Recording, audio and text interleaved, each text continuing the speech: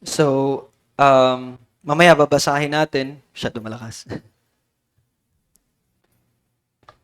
So, Genesis 16, verse 7 to 16. Now, kung matatandaan nyo po, last Sunday, balik tanaw muna tayo in verses 1 hanggang verse 6. Doon, anong nangyari po sa verse 1 to 6? Diba, doon natin nakita yung pagkakasala na ginawa po no, nila Abraham, ni Sarai, at ni Hagar. Anong ginawa nila? Hindi nakapaghintay si Sarah, so binigay niya ang kanyang aliping babae na si Hagar kay Abraham upang asawahin ito. At nang siya ay mabuntis, gano'n na lamang ang pagkakaroon ng sakit ng loob ni Sarai na pinagmalupitan niya naman si Hagar. Pero ang punto po doon na pinakita sa atin last Sunday ay meron lamang iisang kaligtasan. At yung kaligtasan po ay gawa ng Diyos at hindi po ito gawa ng tao. No? So bagaman hindi direktang patungkol sa kaligtasan yung pangyayari in verses 1 to 6, pero ginamit yun ni Pablo bilang illustration ng pagpapakita na ang kaligtasan ay hindi gawa ng tao. Na gaya ng ginawa ni Sarah na pinilit niyang gawin yung ipinangako ng Diyos sa pamagitan ng sarili niyang pamamaraan. Pero pinakita doon na hindi yun ang pamamaraan, hindi yun ang daan. But ang pagtutupad ng pangako ay gawa ng Diyos. Kaya binigyan nating diin na yung tagpong iyon ay nagpapahiwatig sa atin na ang kaligtasan ay hindi kailanman magiging gawa ng tao. But ang kaligtasan po ay tanging gawa lamang ng Diyos. Kaya last Sunday, ipinakita sa atin na isa lamang ang kaligtasan, walang ibang paraan. Ito ay gawa ng Diyos, hindi gawa ng tao. At idadagdag ko lamang na yung verses 1 to 6 din po ay pagpapaalala sa atin na mamuhay tayo sa pananampalataya at paghihintay sa Diyos. Whenever ang Diyos ay nagbigay ng pangako, no? Maghintay tayo na gawin niya yon. Huwag natin iyon gawin sa sarili nating pamamaraan. No? At bukod pa rito, yung verses 1 to 6 po ay nagpapakita ng kasalanan, kahinaan, at pagdududa ni Abraham at ni Sarai sa salita ng Diyos. Balikan natin, paano ba napakita doon ang kasalanan at kahinaan ni Sarai? Di ba, sinubukan niyang isakatuparan ng pangako ng Diyos. Yun yung unang kasalanan niya. Ano? At pangalawa, hindi niya inamin yung kanyang kasalanan. Sa halip, sinisi niya si Abraham. Di ba? Nung hinamak siya ni Hagar, anong ginawa niya? Kinausap niya si Abraham to the point na parang, ano yun sa Tagalog? Curse. Sinumpa niya pa si Abraham. No? Sa halip na akuin na siya yung nagkamali. At pagkatapos nun, pinagmalupitan niya pa si Hagar. Siya na ang nagbigay, tapos nung nagkaanak, siya yung nagalit.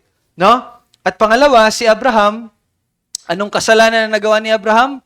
Nakinig siya sa salita or sinabi ni Sarai sa halip na pakinggan yung sinabi ng Diyos. And kung matatandaan nyo in chapter 15, di ba? Katatapos lang na pinakita ng Diyos yung kanyang katapatan at pangako na gagawin niya talaga yung pangako niya. To the point, di ba, na pinakita niya iyon kay Abraham sa paraan na alam ni Abraham. Naalala niya yung pinaghati-hati yung mga hayop, tas dumaan ng Diyos doon. Yun ay pagpapakita ng Diyos na gagawin niya ang kanyang pangako. Pero sa kabila ng iyon, kinalimutan niya yung sinabi ng Diyos. But ang pinakinggan niya, yung sinabi ni Sarai. At another sin na ginawa ni Abraham doon sa verse 1 to 6 ay hindi niya tinugunan yung pagkakamali ni Sarai. Sa halip na itama si Sarai, sa halip na i-rebuke si Sarai, anong ginawa niya? Sinubukan niyang i-comfort si Sarai sa pamagitan ng pag-compromise. Anong sinabi niya kay Sarai? Sige, gawin mo kung anong gusto mo. And sa makatuwid, dahil doon, anong ginawa ni Sarai? Pinagmalupitan niya si Hagar. So sa makatuwid po, riding in tandem sila. No? Magkasabwat sila sa hindi makatarungang pagmamalupit kay Hagar. So doon natin makikita, no, na sina Abram, si Sarai, at pati si Hagar, Silang tatlo ay nagkamali, no? Pero bagaman nagkamali si Hagar, hindi 'yon dapat nagbibigay ng lisensya kala Abram at Sarai upang gawin yung pagmamalupit sa kanya.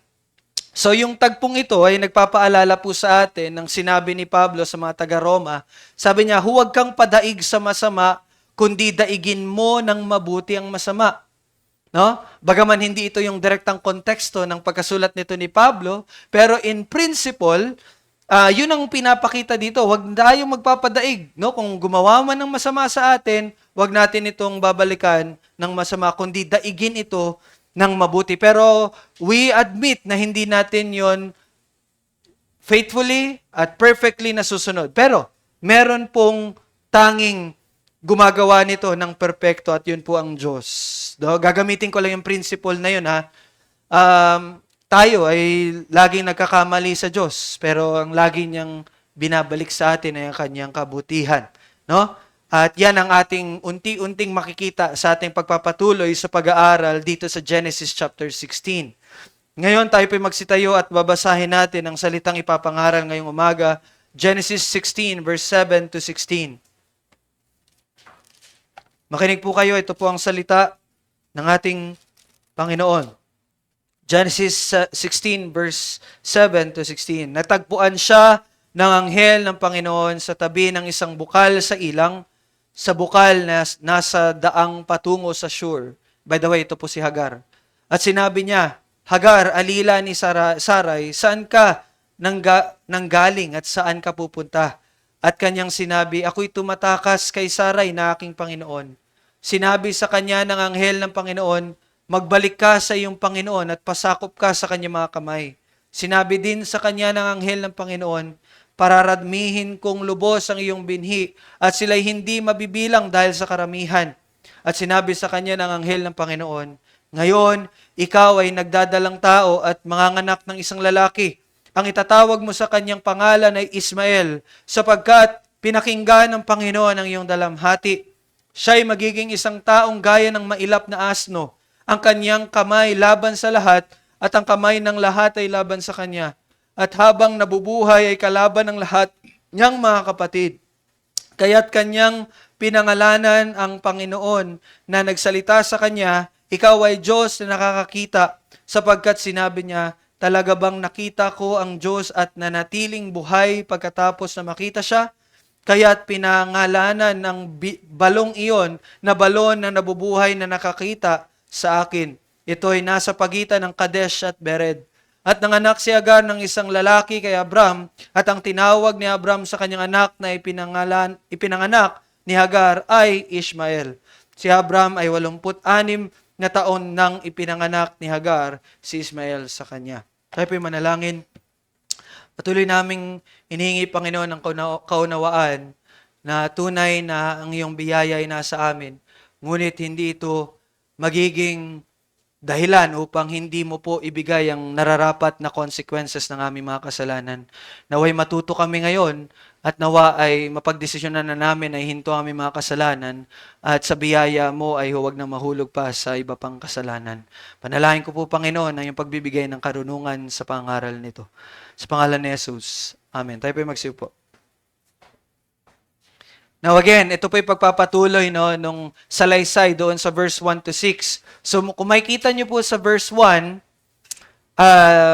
sa unang parte ay titingnan natin ang biyaya ng Diyos kay Hagar. Again, huwag nyo pong kakalimutan, nagkasala rin po si Hagar. Di ba anong ginawa ni Hagar? Hinamak niya si Sarai. Nagmalaki siya, buntis ako, ikaw hindi ka mabuntis-buntis. Nagkaanak ako, ikaw wala. Parang ganon. No, hindi niya nirespeto yung kanyang Lord. Ibig sabihin, yung kanyang master, which is si Sarai. Pero, at dahil doon, di ba, pinagmalupitan siya ni Sarai at tumakas si Hagar. At ito na yung patuloy na nangyari. Verse 7, dahil nga tumakas si Hagar, verse 7, natagpuan siya ng anghel ng Panginoon sa tabi ng isang bukal sa ilang, sa bukal na nasa daang patungo sa Shur. Now, para magkaroon po kayo ng idea, ang bukal na nasa daang patungo sa Shur ay nasa silangan po ng Egypt. Ito ay located sa silangan ng Egypt. Now, pinapakita po dito na sinusubukan ni Hagar na bumalik sa Egypt. Dahil nga tumakas siya kay Sarai, gusto niyang bumalik sa Egypt. Now, ang gusto ko pong tinan ninyo ngayon ay yung sinabi dyan sa verse 7, natagpuan siya ng anghel ng Panginoon. Now, kung babasahin natin yung buong salaysay, wala pong nabanggit na humingi ng tulong si Hagar sa Diyos. Wala siyang binanggit, no? Hindi siya nagpe-pray, hindi siya naghahanap, no? Hindi siya nananalangin. Pero dito sa verse 7 ay biglang nakita natin na natagpuan siya ng anghel ng Panginoon.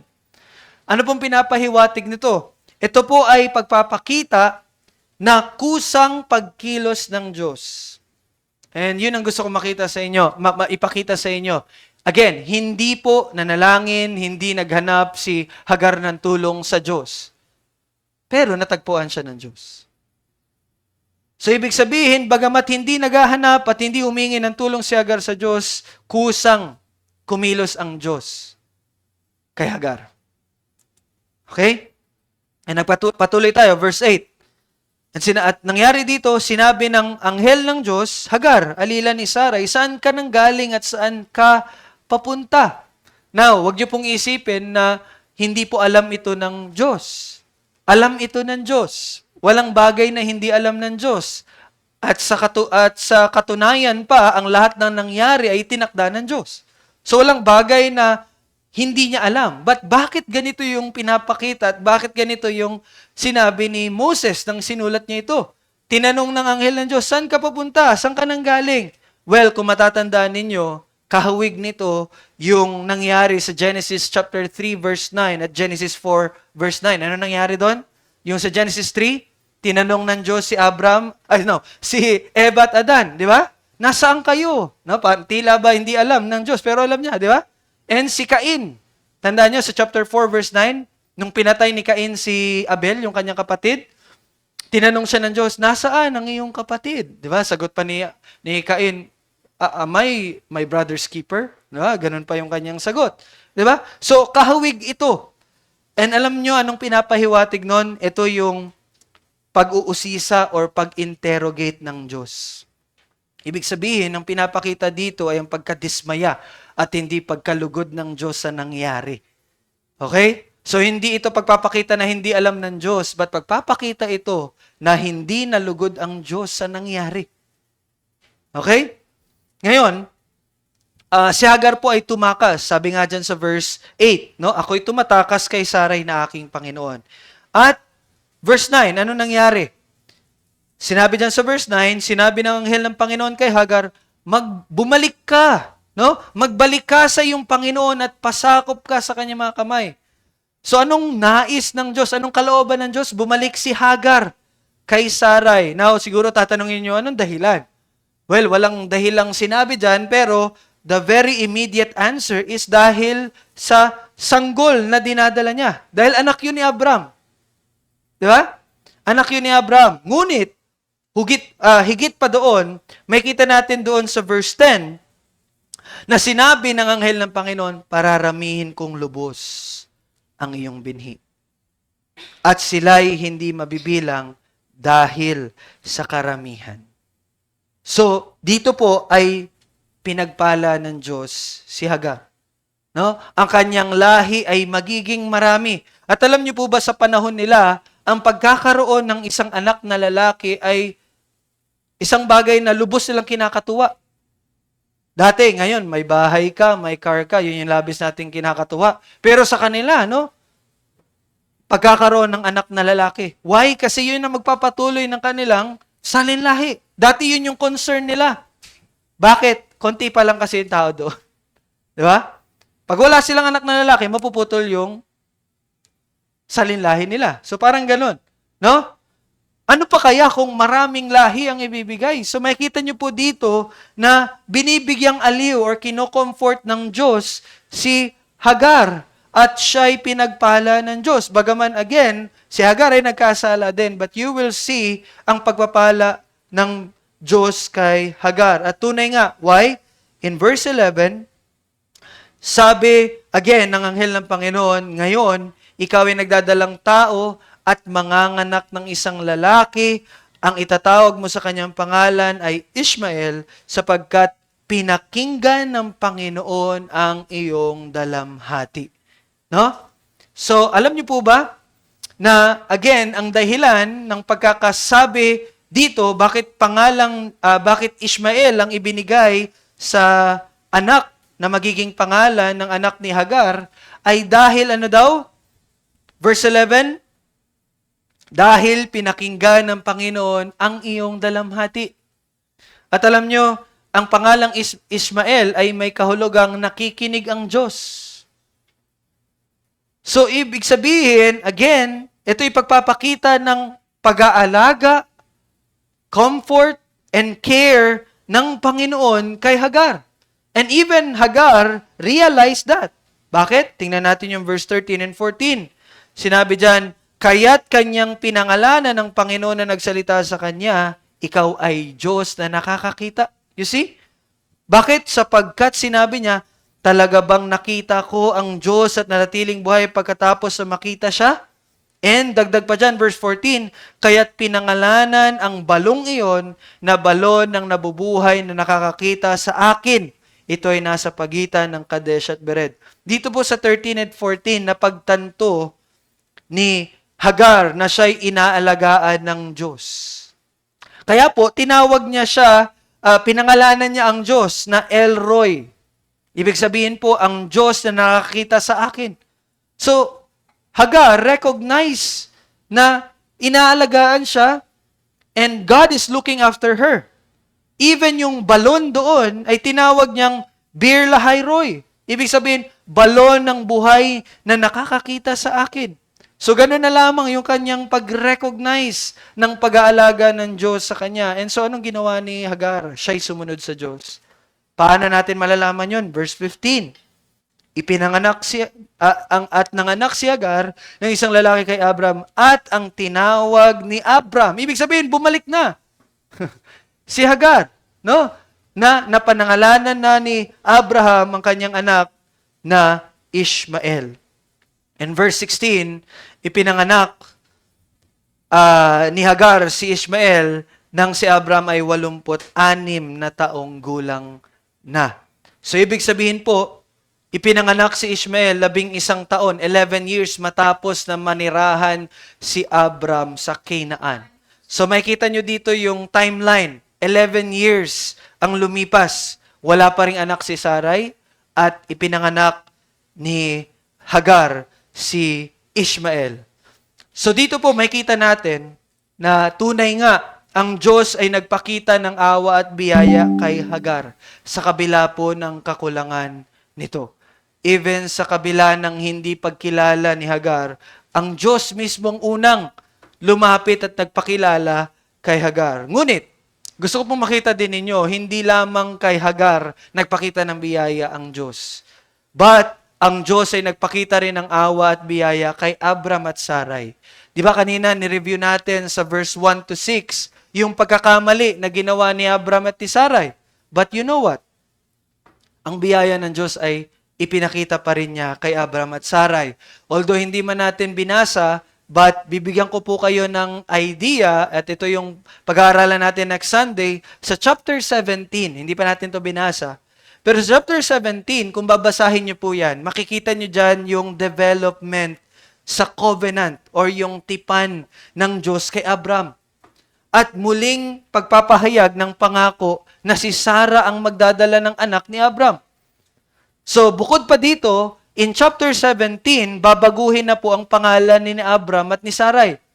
Kaya kung mapapansin nyo, hindi ko tinatawag na Abraham si Abraham. Ang lagi kong sinasabi, Abram at Sarai. Why? Kasi in chapter 17, doon palang babaguhin ang kanilang pangalan. Alam niyo ba anong ibig sabihin ng pangalang Abram?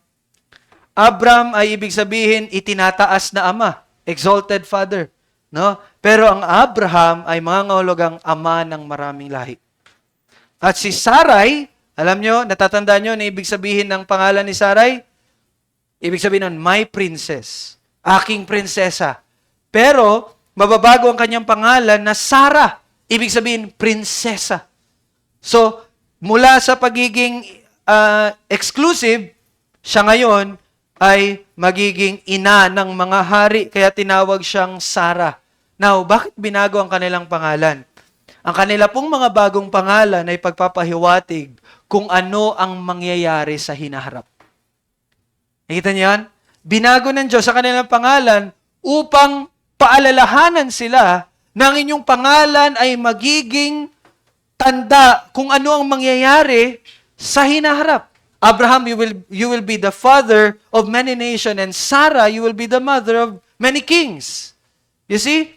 Ibig sabihin, ang Diyos po ay patuloy na nagpakita ng kanyang biyaya kay Abraham at Sarai, bagaman sa kanilang kasalanan. So, dito, pinakita po na ang kanilang kasalanan, ang kanilang kahinaan, ang kanilang kakulangan ay hindi nagpawalang bisa sa tipan ng Diyos. Di ba?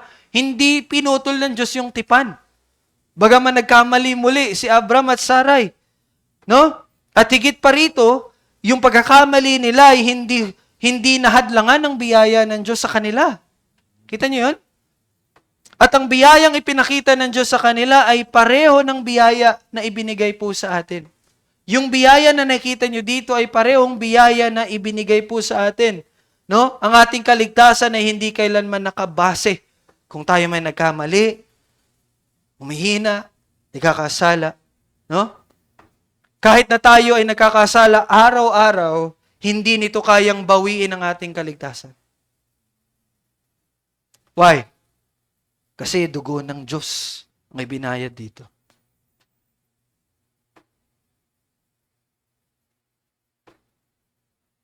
Pero gusto ko rin po makita ninyo, kung binasa niyo po yung sinishare ko sa inyo last night, ganun kasuklam-suklam ang kasalanan na kailangang dugo ng Diyos ang ibayad rito.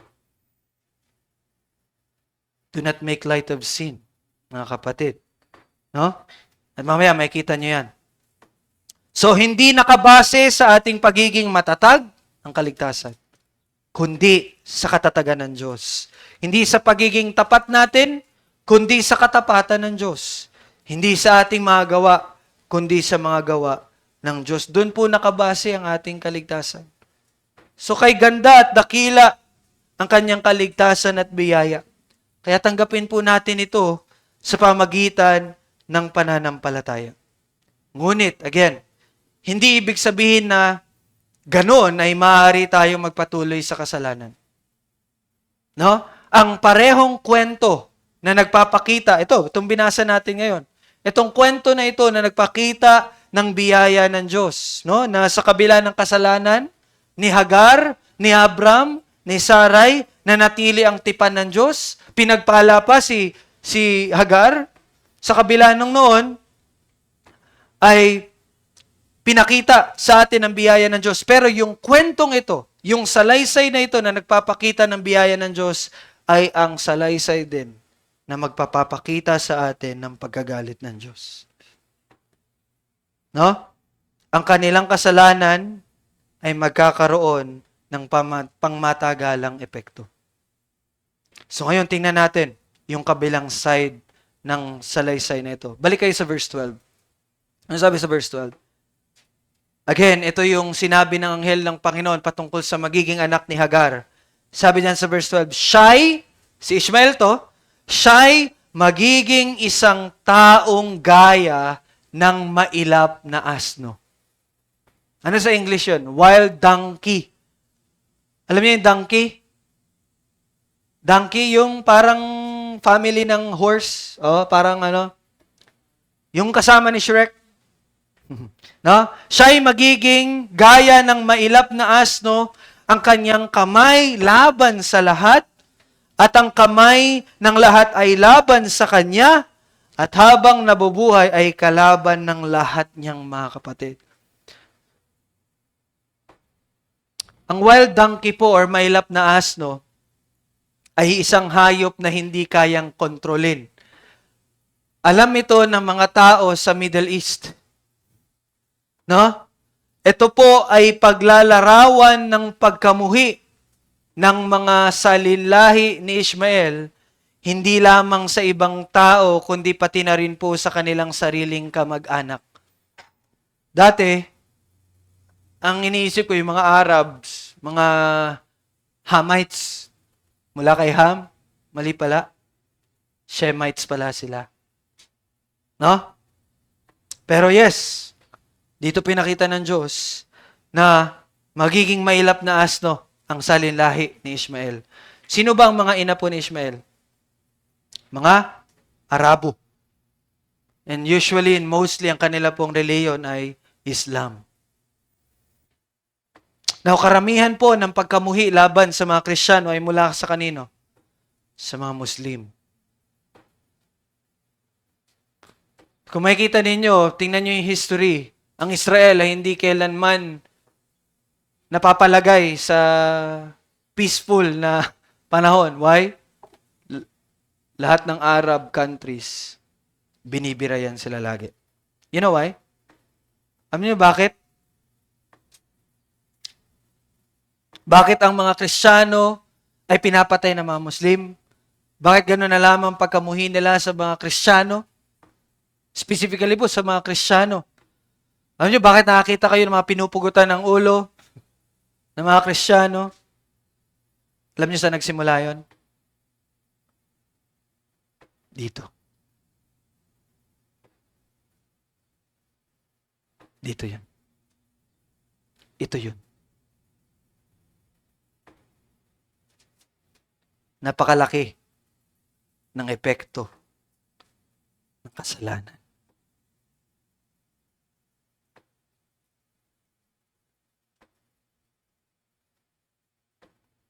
Even Pastor Ramen, as I was listening to his preaching, ganito kalaki ang epekto ng kasalanan ni Abraham at ni Sarai to the point na itong epekto na ito, yung pagkamuhi ng mga Arab sa kanyang kapatid, di ba? At sa ibang tao ay magtatapos lamang kapag bumalik na ang Panginoon.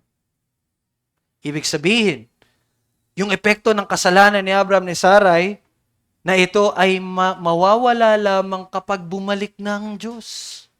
Imagine that. Nare-realize niyo yan? Ganon! Kalaki ang epekto ng kasalanan. Na kahit tayo, nakakaranas tayo ng ganong pagkatakot. Bakit galit na lang talaga sila sa mga Kristiyano? It all started sa pagkakamali, pagkakasala ni Abraham at ni Sarai.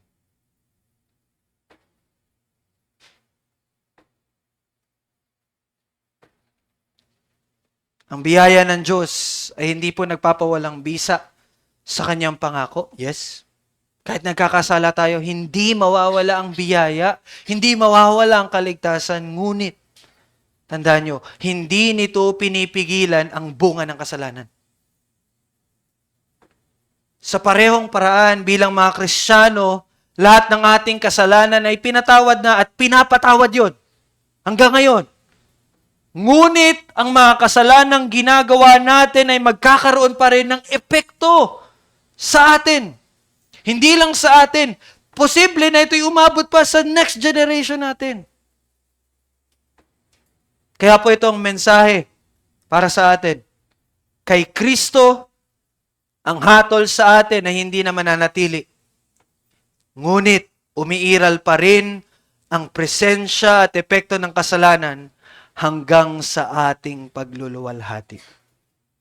Ulitin ko po, kay Kristo ang hatol sa atin ay hindi na mananatili, ngunit umiiral pa rin ang presensya at epekto ng kasalanan hanggang sa ating pagluluwalhati.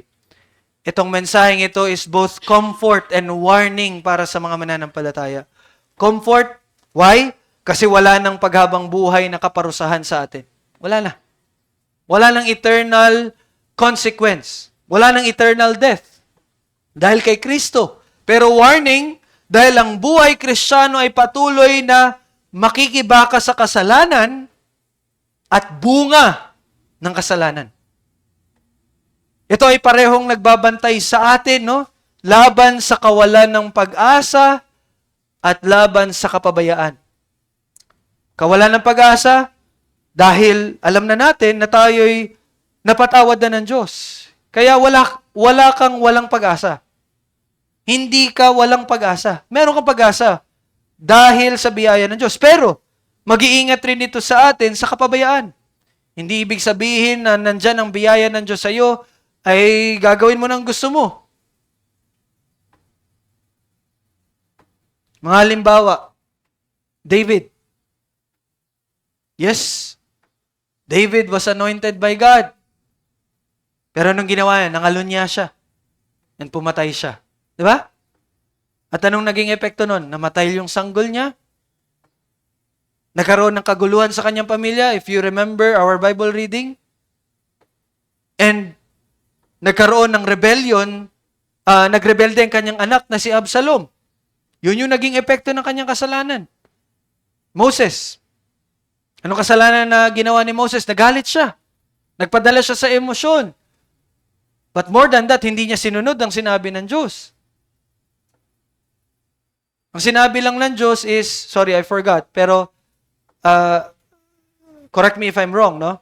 Ang sinabi ng Diyos is, kausapin na yung bato, pero ang ginawa niya, pinukpok niya yung bato para magkaroon ng tubig. With that single sin, alam niyo, ano nangyari kay Moses? Anong consequence nun? Hindi siya nakapasok sa lupang pangako. Moses na yan, ha? Hindi nakapasok sa lupang pangako. Nakita niya lang, pero hindi siya nakapasok. Why? Kasalanan. Consequence ng sin niya. Hezekiah, naalala niyo si Hezekiah? He's a righteous king ng Israel. Ng Judah. Pero nung bumisita yung taga-Babylonia, pinakita niya yung mga treasures ng Panginoon. Naging prideful si Hezekiah. Alam niyo na naging epekto nun? Lahat ng kanyang salinlahi ay naparusahan, kaya nagkaroon ng exile to Babylon. Alam niyo saan nagmula yun? Doon sa pagiging prideful ni Hezekiah. Martin Luther. Kilala niyo si Martin Luther? In last years of Martin Luther, nagsulat siya ng isang article or libro laban sa mga Hudyo. At dahil doon, hanggang ngayon, ginagamit iyon bilang pagbibigay katwiran ng mga tao na namumuhi sa mga Hudyo. If I'm correct, even si Hitler, ginamit yung sulat ni Martin Luther upang i-justify yung kanyang pagpatay sa mga Hudyo. You see the effect? John Calvin. John Calvin, sinuportahan niya ang pagbitay kay Michael Servetus dahil sa maling katuruan. At dahil doon, nasira ang kanyang reputasyon. Maririnig niyo yung mga debate about John Calvin, si John Calvin, ganito, ganyan. Hanggang ngayon, nagpapatuloy yon. Stephen Lawson, committed adultery. And hanggang ngayon, hindi na siya mababalik sa preaching and pastoral office. Kita niyo yun? Pinapakita ng katotohanan ito na kailangang gamitin natin, no? Ng mainam ang kaparaanan ng biyaya ng Diyos sa pagpapalakas sa ating pananampalataya. Why? Dahil tayo, gaya nga ng pamamahayag na binasa natin kanina, tayo po ay maaari pa rin mahulog sa kakilakilabot na kasalanan. Tingnan nyo nga yung buhay nyo ngayon. Are you safe? Safe ka ba sa lamok?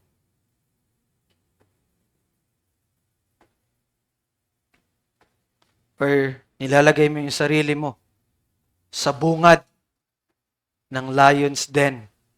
Ano yung lion's den? Yung bahay ng mga leon.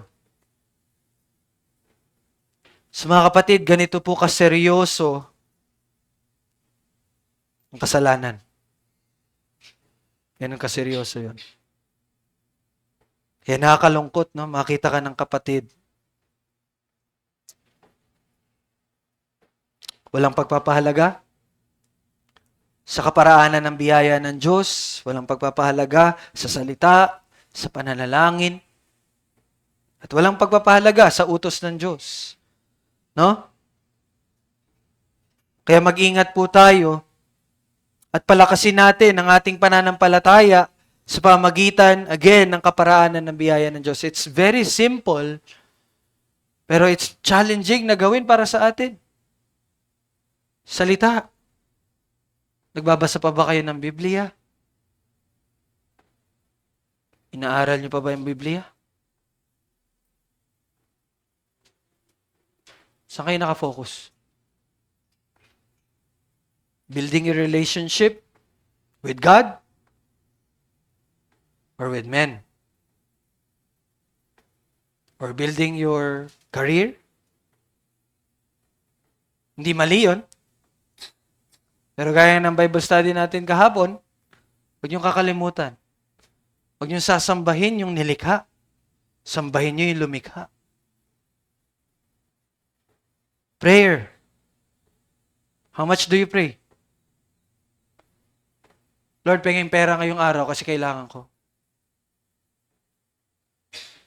Lord, yung pagkain ko ngayong araw, bigyan mo ako. Lord, ingatan mo yung mga anak ko. Mag-pray ka na ingatan yung anak mo, hindi mo tinuturuan ng Biblia. Family worship. How's your family worship? Ha? Ginagawa niyo yung araw-araw?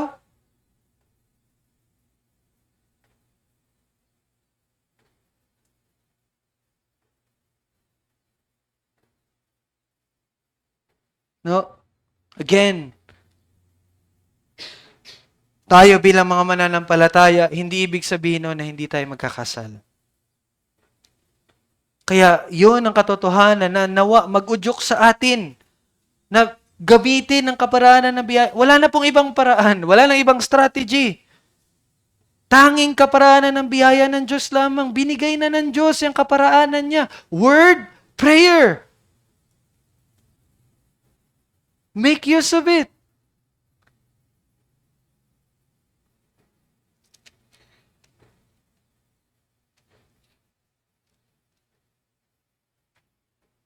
So in conclusion, dito sa ating nabasa, ipinakita pa rin po ng biyaya ng Diyos. Kay Abram, kay Sarai, kay Hagar, sa kabila ng kanilang mga pagkakamali. Pinakita sa atin dito na ang pangako ay hindi napawalang bisa bagaman nagkamali sila. Ngunit pinakita rin sa atin ang bunga ng kasalanan ay patuloy na nararamdaman. Ganoon din sa ating kaligtasan. Ligtas na tayo sa biyaya, pero hindi ito nangangahulugan na kung tayo ay intentionally, deliberately, pinipili ang kasalanan kesa sa pagsunod sa Diyos, huwag nating isipin na hindi ito magdadala sa atin ng consequences. Training your child is a command from God. At ang hindi pag-train sa inyong mga anak is a sin against God. And you will see the consequence kapag lumaki na yung mga anak ninyo. Kapag yan naging matagas ang ulo, wag mong sisisihin yung anak mo, sisihin mo yung sarili mo. Ito yung epekto ng kasalanan ko. Ito yung epekto ng pagpapabaya ko. Ito yung epekto ng pagkawala ng pakialam ko sa salita ng Diyos. Di ko alam, kumusta yung mga bawat isa sa inyo? Kasi wala na yung accountability meeting natin, di ba? Wag nawa sana mangyari na ibalik natin yung accountability meeting dahil nagiging pabaya yung mga magulang. Wag nawa. To tell you honestly, nag-decide tayo na magkaroon ng accountability group dahil nagiging pabaya yung bawat pamilya sa family worship. Yun ang dahilan. And gusto ko itong i-focus sa inyo ngayon, no? Kasi doon nagsisimula.